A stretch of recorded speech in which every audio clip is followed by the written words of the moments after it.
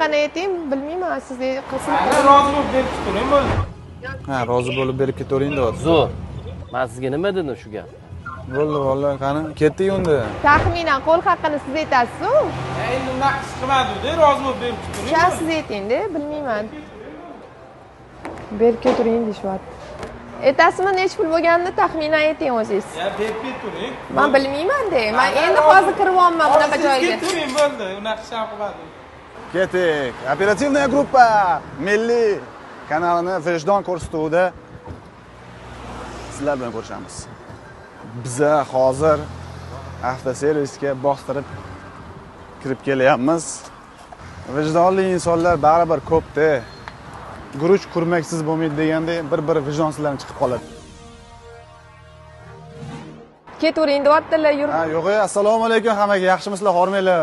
Akalar, tuzukmisizlar? Assalomu alaykum. Yaxshimisiz? Aka, assalomu alaykum. Sizlar charchamayapsizlarmi? Kayfiyatlar. Biz Milliy kanalini Vijdon ko'rsatuvdamiz.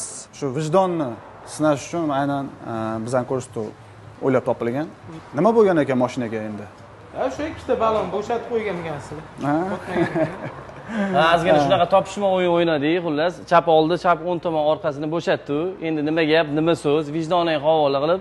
Endi har bir inson o'zini kasbdoshini himoya qiladi degandek, Dilshod aka ham 16 yillik tajribaga ega usta. Siz necha yil bo'ldi ishga? Aynan.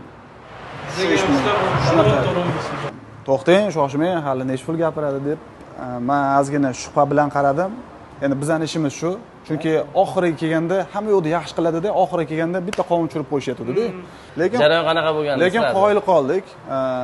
Shu narx-navoga kelganda ham ko'ngildan chiqarib arzimagan ish o'zi aslida, lekin ba'zi insonlar Dilshod akam aytgandek, men topdim shuni deb qimmat baho aytib qo'yishadi. Endi arzimagan ikkita bo'ldi, xotir mahch bering siz. G'alati. Endi qo'shtirnoq ichida ko'p bunaqa narsalar, shuning uchun hamisha vijdonli bo'lsanglar, hamisha halol bo'lsanglar, yuzinglar har doim yorug' bo'ladi. Bir ibrat sifatida qabul qilasizlar, noto'g'ri tushunmaysizlar. Agar xohlasanglar yuzinglarni yopib qo'yamiz, ko'rinmaydi. Xohlasanglar ochib qo'yamiz. Bu sizlarda baribir jonlar sog' bo'lsin aka. Rahmat aka, Vijdon, sog' bo'ling. shu vijdonlar hech qachon tark etmasin. Rahmat. Ishlarga rivoj bersin aka. Sog' bo'linglar. Rahmat sizlarga. Mana azizlar, ko'rsatuvimiz o'z nihoyasiga yetdi.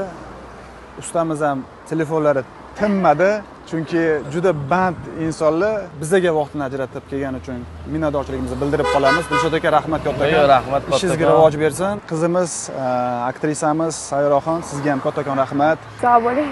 Xayr, salomat bo'linglar.